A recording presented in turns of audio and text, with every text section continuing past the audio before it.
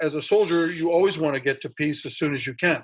This process is extremely complex because you said, let's get to the enemy. So Taliban, Al-Qaeda, ISIS in Afghanistan, Pakistan, Iranian influence, who do you want to pick?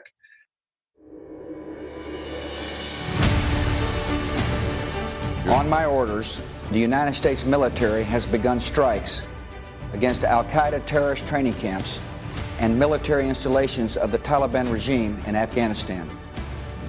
These carefully targeted actions are designed to disrupt the use of Afghanistan as a terrorist base of operations and to attack the military capability. Hi, everyone, and welcome to another edition of Backstory. I'm Dana Lewis. That was President George Bush announcing the invasion of Afghanistan after Al-Qaeda organized the September 11th, 2001 attacks in America which killed nearly 3,000 people. Osama bin Laden, the head of the terror group Al-Qaeda, was quickly identified as the man responsible. The Taliban, radical Islamists who ran Afghanistan and protected bin Laden, refused to hand him over. So a month after 9/11, the U.S. launched airstrikes against Afghanistan. As a reporter for NBC News, I was based in Moscow, and before the airstrikes began, I was one of the first correspondents to cross into Afghanistan from Tajikistan. And I would come to report from Afghanistan a couple of dozen times over the years, traveling in and out of the country to measure the massive American effort to stand up the Afghan army, to promote an independent Afghanistan, and to defeat terrorism. We knew then it would be a 20-year counterinsurgency fight. Not a simple war to be won as President Trump has suggested in his announcement to pull U.S. forces out and finish what he no doubt has little understanding of, and what had to be done in Afghanistan. Trump wants to announce the end of a war for political gain. Afghanistan and American sacrifices there be damned. There are many in Washington, and in Afghanistan, by the way, who think American forces need to stay and support the Afghan government or it will collapse and the Taliban will return to power. I've been an embedded journalist with American troops often in Afghanistan. 10th Mountain Division, the 101st Airborne, U.S. Marines. I've been on patrols with soldiers where we had a 5 in 10 chance of getting hit by roadside bombs. The last time I was in Kabul, our convoy was hit by a roadside bomb. The helicopter I was in was fired on with a rocket-propelled grenade, and we were within hours of being kidnapped from a refugee camp. We left, another journalist was taken hostage. I've spent days with U.S. commanders who understood how complex it was to defeat an enemy that could run and hide in Pakistan and live to fight another day, and the challenges of corruption and drug dealing and ethnic division in a rugged and beautiful landscape torn by decades of fighting, stoked by the interests of many countries, including Iran and India and Pakistan and Russia. In 2010, there were 100,000 U.S. troops in Afghanistan. Now there are 8,500, and by the November election in America, the U.S. administration hopes to draw U.S. soldiers down to 5,000 so President Trump can boast he brought Americans home. In this backstory, we talk to a well-respected U.S. commander I know from my time in Afghanistan, retired Lieutenant General Ben Freakley, and a former diplomat who has helped with peace talks. If peace is a word we should really use in describing a process I think is doomed to erase many of the achievements by U.S. soldiers and diplomats in Afghanistan, and the efforts of Afghans who want a better future. And the Taliban returning to power is a bleak future for Afghanistan. All right, joining me now is Ben Freakley, and he is a former American lieutenant general. He commanded the 10th Mountain Division in Afghanistan in 2005. He is a professor of practice of leadership for Arizona State University. So that's the official title, Ben. But I have known you for a long time, including in Iraq when you were commanding some of the, or you were deputy commander of the 101st Airborne, I think, under General Petraeus. You have Correct. a lot of combat experience. Well, there's plenty of soldiers with more than me, but okay. But okay, when I used to sit around with soldiers and they talk about commanders, they would say, Ben Freakley is one of, and I don't know how best to characterize it, but he is not sitting in the planning office. He is a real boots on the ground general, and he knows how to take it to the enemy, and a very tough commander in a good way for American forces, but tough to the enemy. So let's talk about the enemy. You see this peace process now, the peace process with the Taliban. Are you hopeful? Are you skeptical? How would you characterize how you're feeling? Well, I mean, I think any soldier and any leader that served and had the honor to serve with our soldiers is always hopeful for a peace process. You know, Clausewitz said that war is an extension of politics by other means. And so because politics and governments fall apart, it leads to conflict, but all conflicts lead back to some kind of peace process or some kind of resolution. I mean, I've always been optimistic and hopeful that we would get to peace, because that meant that our soldiers were out of harm's way, both our American soldiers, but as importantly, our coalition soldiers who've given so much. And you and I were together, and our NATO forces were shoulder to shoulder with us in Afghanistan when I was there, and have continued to be. So I would, as a soldier, you always want to get to peace as soon as you can. This process is extremely complex. Because you said, let's get to the enemy. So Taliban, Al-Qaeda, ISIS in Afghanistan, Pakistan, Iranian influence, who do you want to pick? So we've picked, our government has picked the Taliban to deal with. And I think it's a very complex deal that's been struck, mostly in favor of the Taliban, to the disadvantage of the standing government of the Islamic Republic of Afghanistan, Ghani and his team, who were excluded initially, but perhaps that's the only way the Taliban would deal. So we dealt with who we could deal with. But I think that it's been tough. You know, it's been 6 months now. You see the Ghani government most recently with this very difficult decision on the 400 arguably sensitive political prisoners and operational prisoners that Ghani felt like he had to have a Laura Jirga to get the upper leadership to vote. They did, and they let them loose. But then on the heels of this 300 prisoner escape from Nangarhar, which is concerning. So you've got 700 operatives out on the battlefield, besides the 5,000 that Ghani had already released. To the Taliban's release of about 1,000, many have argued that they're sort of farmers that were rounded up and then let loose to swell their numbers. I don't know. I'm not on the ground, Dana. I'm sitting here in Virginia. You were on the ground. Who were you fighting? Who is the Taliban? Well, as you know, it's a mix. It is forces that were formerly under Gulbuddin Hekmatyar. He's been reconciled, now dead. It was forces clearly under Haqqanis out of Pakistan and the Haqqani network. And it's those out of, Kandahar, Helmand, Uruzgan complex that were Mullah Omar's loyal soldiers. So I believe it's a mix. But I also believe that some of these casualties are also, and it's open reporting, are being caused by ISIS, and in some cases motivated by Al-Qaeda to keep at least the embers warm, the recruitment up, and the pressure up. Are you surprised at the resilience of the Taliban? No. I'm not at all, because they were resilient when we were together, when you were with us, when the 10th Mountain had forces there. There are plenty of young men disillusioned and out of work, both in Pakistan and Afghanistan, that are ripe for recruitment. And across the Middle East, there's and even Uzbekistan and other areas, Chechnya, that can be recruited. Foreign fighters come and fight.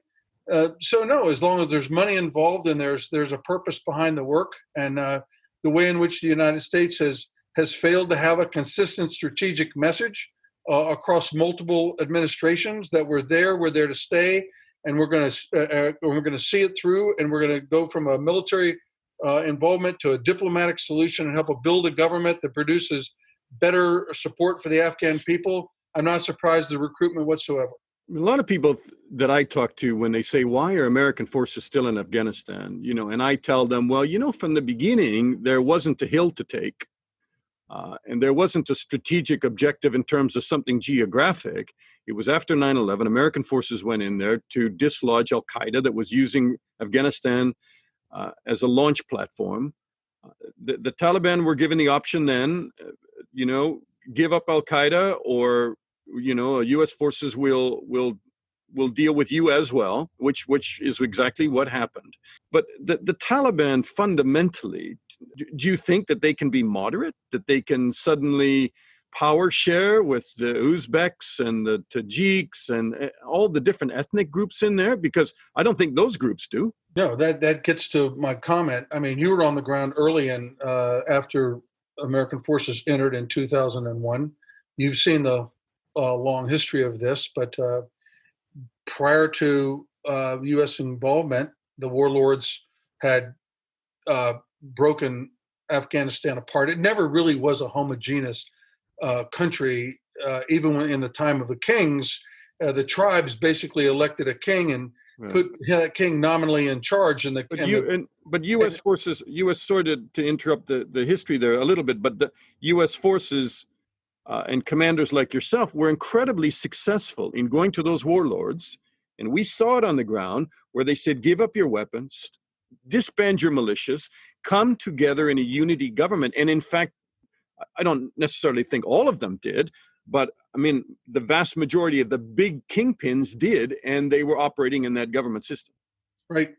And they participated, even those that were reluctant and held some of their arms back, still participated because they were included by all of us, and they wanted to be included. But I think with this ebb and flow of we're going to be there, we're going to leave, we're going to support, we're not going to support. I think in large part the Afghan people are just completely war weary and want it to be over. And part of their trust is now being ceded to the Taliban versus the Ghani government. And they certainly don't see a strong international military, economic, informational, and diplomatic effort coherent to stay with them until the end. And I've always used the analogy that if there's a strong policeman on your block every day, you trust that policeman because she or he are going to show up every day. But if that policeman just comes in for a half an hour and says, hey, who are the drug pushers or who are the people that are committing criminal acts, you're not going to tell them anything, and they're going to leave, and you're going to go back to having to deal with the miscreants, as the Pakistanis would say, that are in the area. And so the Afghan people are trapped between what's the future really hold, what are the Taliban selling? But to your point, can the Taliban be moderate?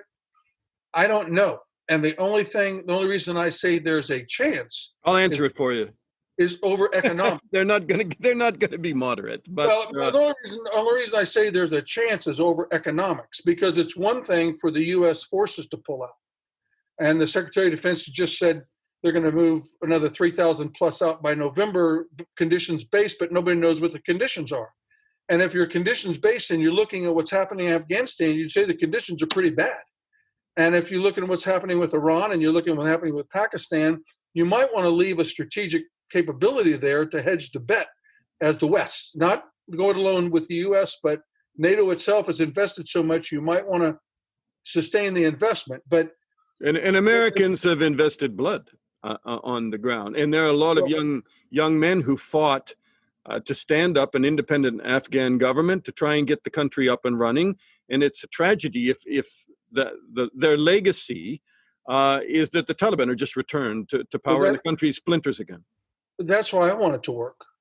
I mean, I personally lost 73 members of my team, and I think about them all the time. And every time anniversaries come up of a loss, I think about it. And I've been to Arlington and seen where they're laid to rest in Mars Part. And sometimes my wife and I talk to the widows. And, to your point, over 2,400 have lost their lives. And then 20,000 have been wounded. And then that doesn't count for the coalition. I mean, the Brits are allies. All our NATO team members have lost one or more, some in the hundreds. And you're exactly right, Dana. It will be in vain if it falls apart. And that's why it's in our best interest to stay there, to stay with the strategy of there, because the other part of it is, do we really want independent fighters to say we beat the Russians and then we beat the Americans in the West? We can beat anybody. We can go anywhere we want to. And as long as we're good, strong fighters, they won't stand it. But to finish my thought on could they be moderate? My only thinking of the possibility of it is over the economics. Because again, the Afghan people have seen what the economics have done, creeping a very strangled society economically forward a bit. If the Taliban loses the economics behind it, they'll be in power a short period of time, and then there'll be some other kind of civil war. But I think the only hope is the economics, diplomatic and economically. But short of that, will they be ruthless? Will they be completely without law other than Sharia law? Absolutely. I'm not naive about that. Do you draw any parallels between what's happened in Iraq and allowing the army to fall apart and a caliphate to be struck at one point? And you can kind of look down the road and say, if U.S. troops pull out of there and allow the Afghan government to fall, there's some pretty big dangers ahead. I think there's several dangers. Number one, if the U.S. doesn't and the West don't get this right, this failed state reoccurring is highly probable. Secondly, if the military does fall apart, then you've got all those unemployed men that were in the Afghan security forces, police or army. Now they're unemployed, rich for recruitment. We already know that ISIS is in there in large numbers. So and if the Taliban want financial resources, and the West pulls out economically, someone's going to fill that void economically, whether it's rich oil sheikhs or whether it's Putin or whether it's Iranian, but someone's gonna fulfill that void, both with violence and with economically, and we're going to be right back into a pretty bad situation. You mentioned Putin. My last question: there have been reports that bounties were put out on U.S. soldiers by the Russians. Would you comment on it? Well, number one, I don't live in a classified world anymore. I only read what's in open source, thanks to great journalists like yourself that actively report on it. But I'll just say this. Many of the leaders in the Afghan National Army had served as younger men with the Russians and for the Russians. I won't say who, but I was once with a senior Afghan general on the battlefield, and we were talking about a fight to come, and I mentioned that his Afghan corps commander I thought was a good soldier, and he said, yes, he's a good Russian soldier. And I said, what do you mean by that? And he said, well, when I was fighting with Ahmad Shah Massoud, we attacked Bagram, and the guy defending it was that guy with the Russians, and we beat him. But he was a good Russian soldier then, and he's a good soldier now. So just from experiences like that, I have to believe that there are still ties from those men who had relationships with the Russians during their time of occupation. And do I believe it's feasible for the Russians to come back in there with funding and pay people to act as mercenaries and kill American soldiers? I absolutely believe it. Now, whether or not they did that, I have no proof whatsoever. But from my own experiences there and my own belief, is it feasible? Absolutely. And you would expect your commander-in-chief to take a pretty tough line on that? On many things with regarding Russia. Our whole diplomatic corps and our again, whole of power government, our ability with informational power, economic power, military, and political power to put pressure on Putin to stay out and to not influence it, and get the data and the facts that if indeed the Russians have been in there doing that, there'd be some pretty serious sanctions about that. Ben Freakley, a former lieutenant general who commanded many forces in many places, including 10th Mountain Division in Afghanistan. Pleasure to talk to you, sir. And you, Dana. Thank you for all that you do. Johnny Walsh joins us now from D.C. He is with the United States Institute of Peace. He's a senior expert there. And probably more importantly, he is a former U.S. diplomat, and he served in Iraq and Afghanistan. Hi, Johnny. Thanks for talking to us. Thanks for having me. 2001, after 9/11, I was one of the first reporters to cross the river from Tajikistan into northern Afghanistan, where the Taliban had basically taken over 95% of the country and were fighting with the Northern Alliance. It wasn't much of a fight at that point, but they were asked to give up Al-Qaeda and to stop Al-Qaeda from using Afghanistan as a training base to attack America. They refused, and thus, U.S. troops started to pour in from the air and elsewhere. And here we are all these years later, and U.S. troops are still on the ground. Surprised? Surprised that Afghanistan fell so far from the promise that it held in 2001 and 2. I mean, that was a moment of tremendous hope. Afghanistan was not really a case like Iraq, where the country started falling apart almost as soon as the U.S. came in. There was a great period there.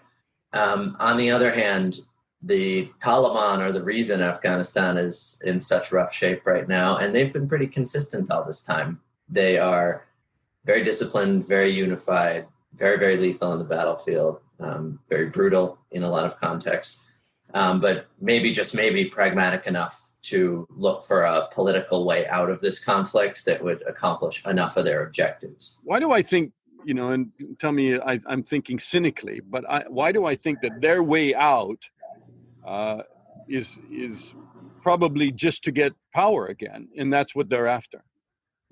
Well, I think that for many of them, probably for most of their top leaders, that would be the preferred outcome. And they do see themselves as very militarily strong. Some of them straight up think they could just wait till the U.S. leaves and eventually retake the country. The thing that works against that is that more and more of them appear to see that is a years-long proposition of grinding conflict, civil war with a huge body count, not least on their own side, that might in fact never truly end in their favor. And so when they look at the prospect of a negotiation like that involves compromise by everybody, that's in the nature of a political settlement or a peace agreement.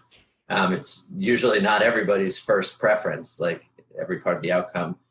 But on the other hand, like there might be a formula where they could achieve their core goals, which is the ultimate departure of the foreign troops and what they consider a more Islamic system, without totally dismantling necessarily what's in place right now. And most importantly, that would be a way to end what has become the world's most violent war for the last few years, which nobody seems to have a really credible military way out of. And yet they just keep on, even through negotiations, carrying out attacks. The violence is very high right now, and it's not tolerable. It's causing an enormous body count on all sides, but certainly Taliban-initiated attacks are. I think what's important to keep in mind is that violence for the Taliban, as for so many insurgencies, is where all their leverage comes from. So it's not that it wouldn't be good for them to stop right now, but it's not really realistic that violence stops before there's any kind of political deal on the table. Just as the government's main leverage is political power and it can share it as the situation requires, the Taliban's is violence and it can reduce it as the situation requires. Those two things are going to be at the core of any peace agreement, if there is one. Why do I think a lot of the Afghans that I know, I mean, the Uzbeks and the Tajiks and others will look at any kind of a peace deal pretty cynically and think that it's not going, there's that word again, cynically, but they'll look at it and think, over time, this is just going to unravel. And as Afghanistan traditionally is a place where people just tend to grind away at one another and the fighting begins again.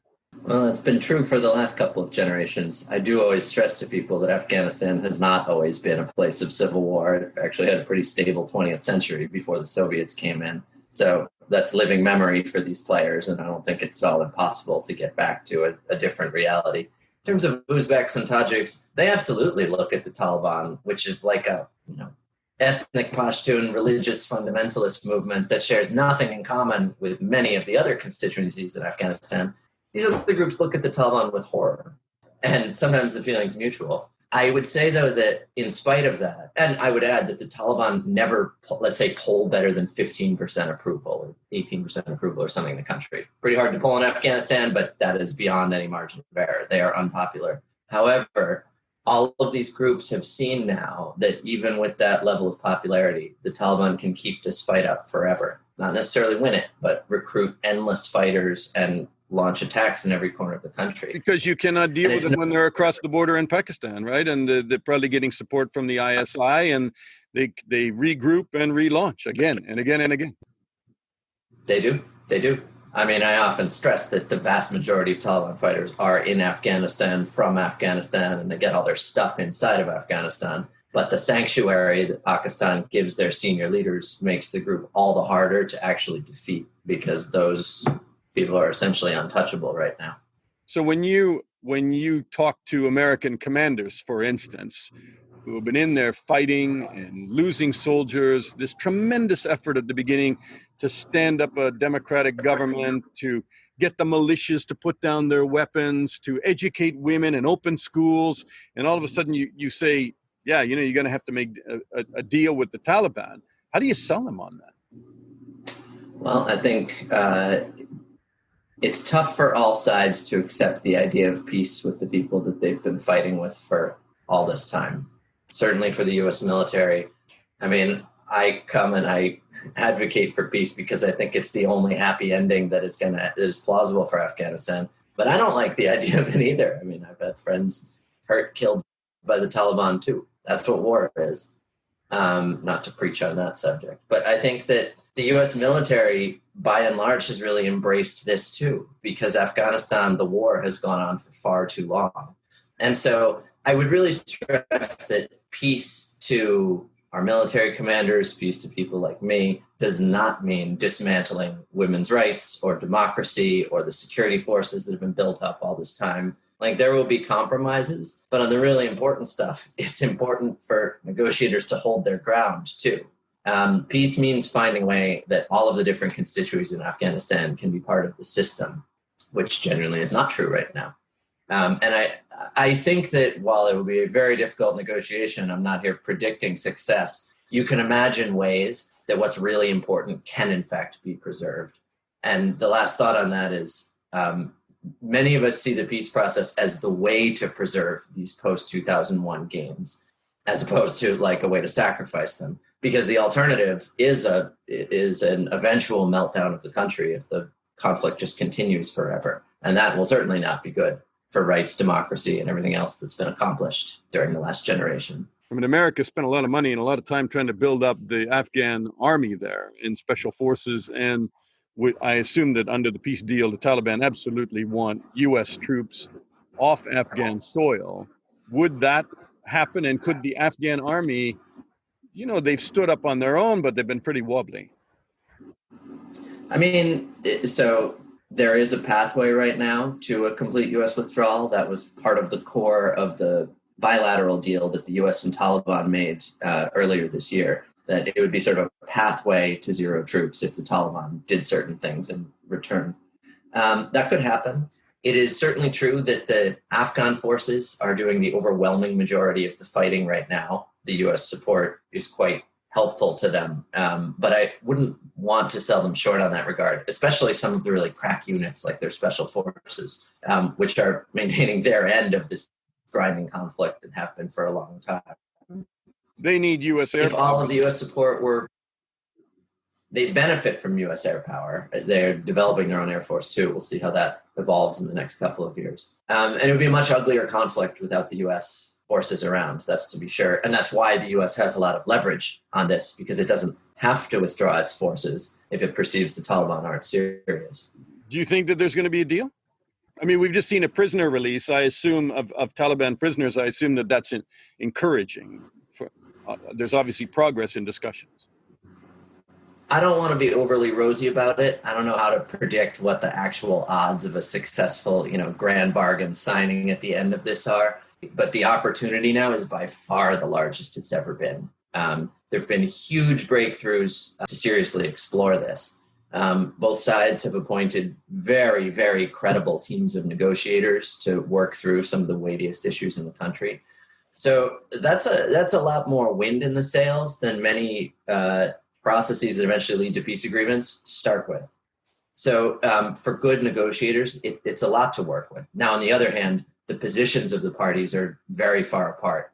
But this would hardly be the first time that when talks started, each side thought they were going to get a 90-10 deal and they had to start working towards something in the middle that both could live with. I don't know what that'll look like. I think it'll take a long time, but the opportunity is tremendous. And the odds of a good outcome for the US or Afghan governments by military means are much lower than the odds of a good outcome by diplomatic means. I don't think anybody thought it was going to be a short fight. And, some of my American friends say to me, what are we still doing in Afghanistan? And I thought we won there. I thought there was victory, or there's never going to be victory there. And American commanders, General Petraeus for one, said, look, this is easily a 20-year insurgency fight, that the job there is to stop Afghanistan from being used as a launch pad for extremists carrying out attacks on Americans and terror training centers. And so the 20-year insurgency fight is saving us being attacked at home. So I think commanders have seen it a lot differently than American politicians have. And is this really now the time to stop that long, bloody campaign, but one that protects America? Well, it all depends on what kind of stop we're talking about. I think as much as most Americans would like to see us just out of Afghanistan, no further questions, it matters whether that is just ripping the Band-Aid off and letting the place collapse, and no matter what the consequences, versus withdrawing the troops responsibly in the context of an actual peace agreement. The latter is pretty responsible, and I mean, it might not look like victory in the sense of the battleship and the Japanese surrendering, but it might look like victory in the sense of the Dayton Accords ending the Balkan Wars, like a really potentially a huge diplomatic moment that ends a conflict. Absent some kind of settlement like that, I think Afghanistan does remain some of the most fertile ground in the world for terrorism, and we all learned the consequences of that. It is already one of the biggest generators of refugees into Europe, especially, which destabilized the politics of Europe for a generation itself. And that would get far worse if Afghanistan deteriorated in the sense that it could in an environment of total chaos. So as fatigued as we might be, like, the U.S. interests here are quite legitimate, and to just watch the place completely melt down, I think we would all regret that, if only for our own national interest, to say nothing of the human suffering it would entail. Pretty soon after we made that decision. Johnny Walsh, senior expert at the United States Institute of Peace. Pleasure talking to you. Thank you. It's a pleasure. Thank you. And that's our backstory on Afghanistan and peace efforts. Peace talks are due to resume in September.